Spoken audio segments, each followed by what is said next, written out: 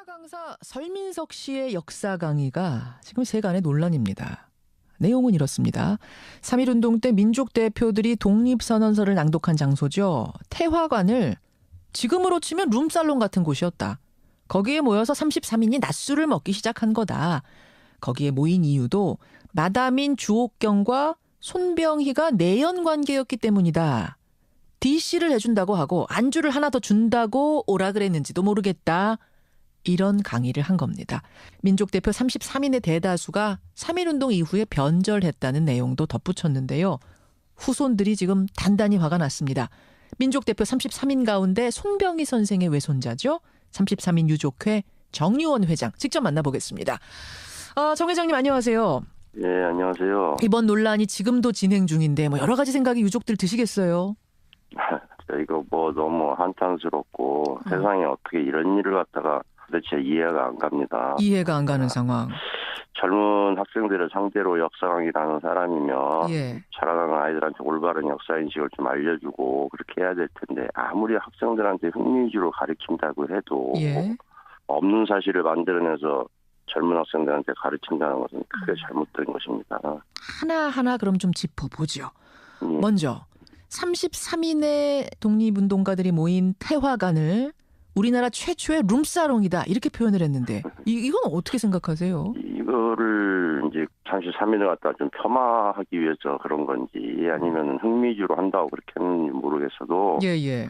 당시 시대적 배경으로 보면 태화관이라는 곳이 이제 원래 명월관이라는 요리집이 크게 있지 않습니까? 명월관 유명하죠. 예, 그 명월관 지점이 태화관이에요.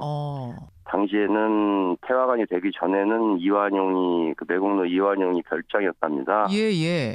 예, 그런데 이제 거기가 나중에 불이 나가지고 그 요리사인 그 안순환이한테 이제 그걸 팔아가지고서 그게 이제 태화관이라는 이름으로 요리집이 된 거죠. 그러니까 요리집이면은 명월관의 지점이고 요리집이라면은 말하자면 기생도 나오고 이런 집이었던 거 맞네요. 그건 맞는데 예. 당시에 시대 배경으로 보면은 이제 그런 데서 리셉션도 하고 유명한 사람들 원래 매국노 이완용도 이토 히로부미와 같이 거기에서 자주 만나 모임을 갖고 그랬답니다. 그렇군요. 예. 그런 요리집입니다.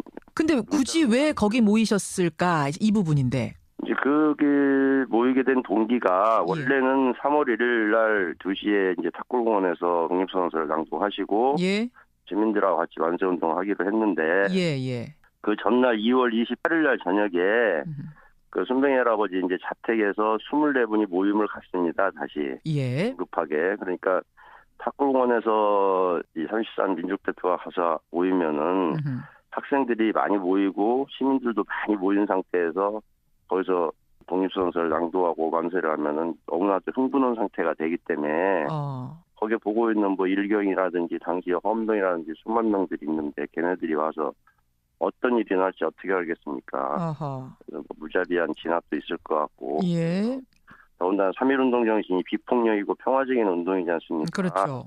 또 그런 운동이기 때문에 대화관에서 하자. 그래서 학생들한테는 당시에 그 박기도 선생님하고 이갑성 선생님이 그 대표들하고 연락을 계속 하는 상태였어요. 그래서 이제 대화관을 지금 하게 된 동기. 그러니까 자극하지 않기 위한 어떤 폭력적인 상황으로 벌어지지 않게 하기 위한 목적이 하나 있었고 또 태화관이라는 곳 자체가 뭔가 유흥을 즐기기 위한 장소라기보다는 조용히 좀 비밀스럽게 모이기 위한 장소였다 이 말씀이세요. 비밀스럽게 모이기 위한 장소가 아니라 태화관은 요리집이니까 누구나 들어다닐 수 있잖아요. 그렇죠. 근데 종교의 대표적인 인물들이 수십 명이 한 군데 모이게 되면은 의심들하고 계속 헌병들이나 밀정들이 뒤따라다녔거든요. 눈에 띄는군요. 근데 태화관 같은 데 요리집이기 때문에 모여서 식사들 하려나 보다 이렇게 생각하기 때문에 그래서 태화관을 정했다고 합니다. 그러니까 명사들이 모여서 이제 모임도 갖는 것이고 그렇죠. 그런 곳이니까 거기는 의심하지 않겠구나라는 생각이 깔려 있었다. 그 옆방에는 학생들도 있었다. 이건 무슨 얘기예요? 그 열혈 청년들이 진행 상황을 체킹해가면서 그러면서 이제 계속 탁골공원하고 연락을 했다고 그럽니다. 그래요. 그러니까 탑골공원에서는 학생들, 그러니까 만세운동을 벌이고 있는 학생들, 일반 시민들이 있었고 민족대표 33인은 태화관에 있었고 그 중간에 연락책으로 학생들이 옆방에서 그렇죠. 열혈 청년들이 다 한 6명 정도가 상황을 있었답니다. 그런데 지금 설민석 씨는 이게 낮술판에서 벌어진 뭔가 즉흥적으로 벌어진 뭔가가 아닌가라고 설명하는 것을 유족들은 받아들일 수 없단 말씀이시군요. 당연하죠. 그리고 3.1운동이 어떻게 즉흥적으로 일어난 운동이 아니지 않습니까? 일단 태화관이라는 장소에 대한 얘기하셨고 또 하나 그 강의 중에 이런 얘기도 나왔습니다. 태화관의 주인 주옥경 씨라는 사람이 있는데 손병희 선생과 내연 관계였다. 그래서 할인해준다고 하니까 태화관에 간 거다. 이 부분도 혹시 사실관계 좀 파악해 보셨어요? 파악이 아니고 주옥경 할머니는 예. 제가 어렸을 때도 우이동에 계시면은 제가 고등학교 때까지도 살아 계셨고 1982년도에 들어가셨어요. 아 그래요? 많이 만나 보신 분이에요? 아 당연히 어려서 할머니 밑에서 다 크고 세대들이고 다 그랬죠. 지금 주옥경 할머니라고 말씀하시네요? 그렇죠. 이제 주옥경 할머니는 예. 1913년도에 이미 그 손병희 선생님 그 세 번째 부인으로 들어오십니다. 1913년 그러면은 19년도에가 3월 1일이니까 19년 그 전부터? 그러니까 그 전부터 이미 다 있었고 제가 그 가족 사진을 찍은 것도 제가 가지고 있어요. 아 그래요? 그러면은 이 3.1 만세운동 벌어질 때 태화관의 주인이 놀러와라 했다는 건 사실관계 자체가 틀리단 말씀이네요. 그건 말도 안 되는 얘기고요. 제가 지금도 이렇게 이거 말만 나오고 막 속이 이렇게 떨리는데 그 할머니는 더군다나 또 그 나중에 천도교 여성의 초대 회장이셨어요. 예. 독립운동을 가장 앞장서서 하셨던 분이에요. 예. 나이 23살에 그 손병희 선생님한테 감흥을 받아가지고 나중에는 옥살이 할 때도 앞에 가서 뒷바라지 다 하시고 하셨던 분이 이렇게 무슨 뭐 마담이라는 말 자체는 나쁜 말은 아니죠. 예. 하지만은 우리가 흔히 술집 마담이다 하면은 뭔가 좀 훌륭하신 분들을 갖다가 그렇게 폄하 발언한다는 것은 그 옛날에 그 조선 총독 마지막 총독으로 있던 아베 노부유키라는 놈이 있어요. 예. 그 사람이 가면서 우리 일본은 비록 전쟁에 져서 총이나 대포는 놓고 가지만 그것보다 더 무서운 너희들한테 조선의 식민사관을 심어놓고 간다. 그러니까 너희들은 향후 100년 동안 서로 헐뜯고 이간질하고 이렇게 살 것이다. 너희 같은 살건 살 것이다. 이러고 무서운 말을 남기고 갔거든요. 예. 식민사관의 뿌리예요. 저는 제 개인적으로 그렇게 생각을 안 할 수가 없어요. 그런 생각까지 드세요. 아니 그러면 주옥경 선생이 태화관 요리집을 운영하셨던 건 맞습니까? 아니죠. 그것 자체도 틀려요? 예. 그 옛날에 기생을 조선시대 때 보면 이제 그 세 가지 분류로 합니다. 1패, 2패, 3패 이렇게 하는데 1패 기생이라는 분은 평양 기생학교를 정식적으로 수료를 하시고 예. 시나 뭐 이런 서화에 능해가지고서 고관 대작들이라든지 좀 배우신 분들하고요. 서로 이렇게 운문도 띄우고 운자도 띄우고 나눌 수 있는 그런 학식이 많으신 분들 갖다 1패 기생이라고 하고요. 그러니까 기생이라는 의미가 지금의 이제 술집 접대부와는 좀 다른 의미였죠. 예전에 완전히 기생이. 틀리죠. 완전히 틀리죠. 그래서 할머니는 1패 그 기생 갖다서 평양학교 수료하셨고 그런 부분은 계셨어요. 그러기 때문에 이 사람들이 이제 그 기생이라는 말을 갖다가 지금의 무슨 술집 접대부 이렇게 표현을 하는데 그건 잘못됐다고 생각합니다. 알겠습니다. 태화관을 운영한 것도 아니고 사실관계 자체가 지금 틀렸단 말씀. 예. 또 하나는 태화관에서 33인이 독립선언서를 낭독한 후에 더 저항을 했어야 되는데 하지 않고 자발적으로 일본 경무 총관부에게 연락을 해서 투옥이 됐다. 이것도 문제다라는 지적을 했습니다. 이 부분은 어떻게 보세요? 그걸 자수라고 표현을 했는데 예. 그건 자수가 아니고요. 그 태화관에서 이제 독립선언서를 낭독하시고 예. 정식으로 대한민국 독립선언을 갖다가 일본 총관부에다가 연락을 한 거예요. 통보를 한 겁니다. 통보를. 그렇게 또 나와요. 사료에 보면은. 아, 통보를 한 거예요. 공식적으로. 우리 이런 걸 했다. 그렇죠. 자주민을 선언하노라. 예. 통보를 하고 와서 너희들 관용차가 와서 예. 우리들 데리고 가라. 이렇게 얘기가 된 거죠. 그렇군요. 그러니까 33인이 조용히 그거 읽고 나면은 일본이 모르는 거고 세상이 모르는 거니까 말하자면 세상에 공식화를 시켰다 이런 말씀? 예, 또 관용차를 타고 가시면서도 예. 그 독립선언서를 막 차 밖으로 뿌리시고 그렇게 가시고 도얀독립 만세 부르셨다는 그런 말씀도 있으세요. 그 33인 중에 상당수가 나중에 변절했다. 이건 어떻습니까? 말이라는 것은 대부분이라는 것은 3분지 이상으로 보통 받아들이잖아요. 그렇죠. 근데 여기 변절하신 분이 있습니다. 1940년대 그때는 있죠. 패말에 어떻게 해서 변절하신 분은 박희도 선생님하고 최린 선생님하고 정춘 선생님 세 분이에요. 근데 세 분을 갖다 변절한 건 뭐 분명히 역사적인 사실인데 예. 이걸 갖다 민족대표 33년들 대부분 변절했다.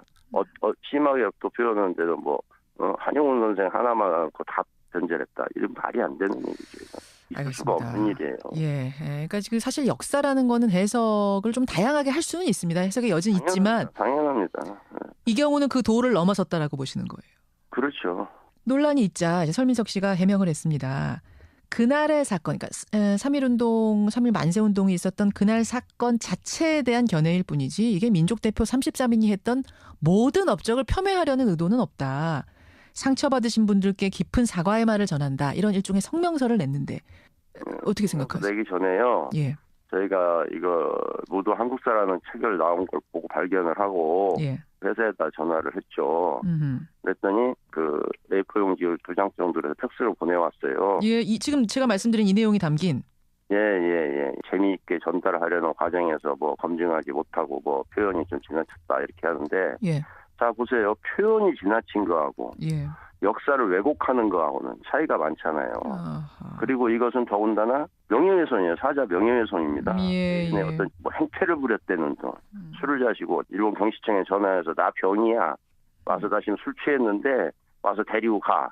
뭐 이랬다는 등. 아 그런 내용까지 있었어요? 예. 그러면 동영상에 보면 그런 게 다 나옵니다. 또. 예. 그래서 이런 부분은 출판물에 의한 사자 명예훼손이기 때문에 좌시하지 않을 수 없습니다. 아 그럼 좌시하지 않겠다는 말씀은 이 정도로 넘어가지 않고 어떤 법적인 조치까지 생각하세요? 아 그럼요.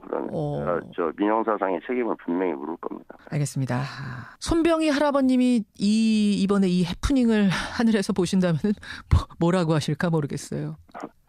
허허, 그놈 참 황당한 놈이구나 하시겠죠. 예, 뭐 이제 껄껄 웃으면서 지금 마무리를 합니다만 유족들 속은 좀 바짝바짝 타들어가는 이번 요사이였을 것 같습니다. 못 자고 있습니다. 아예 잠을 못 주무세요. 여기까지 오늘 말씀 듣죠, 선생님. 고맙습니다. 네, 감사합니다. 예, 3.1운동 민족대표 33인에 대한 논란 도대체 어떻게 된 건지 오늘 전후 사정 좀 살펴봤습니다.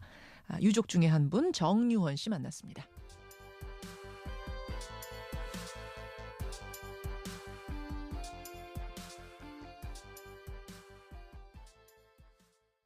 스타 강사 설민석 씨의 역사 강의가 지금 세간의 논란입니다. 내용은 이렇습니다. 3.1운동 때 민족 대표들이 독립선언서를 낭독한 장소죠. 태화관을 지금으로 치면 룸살롱 같은 곳이었다. 거기에 모여서 33인이 낮술을 먹기 시작한 거다. 거기에 모인 이유도 마담인 주옥경과 손병희가 내연 관계였기 때문이다.